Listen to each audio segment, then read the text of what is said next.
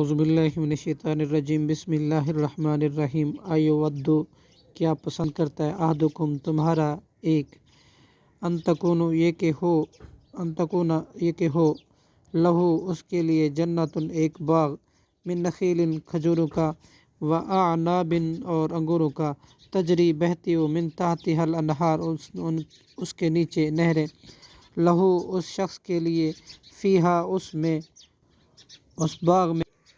من کل الثمرات ہر قسم کے پھل ہوں واصابہ اور آپ پہنچا ہو اسے الکبر بڑھاپا ولہو اور اس کے لیے ذریۃ اولاد ہو ضعفاء کمزور فاصابہ پھر ناگہاں آ پڑے اس باغ پر اعصار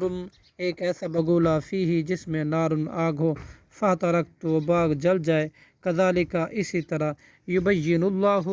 بیان کرتا ہے اللہ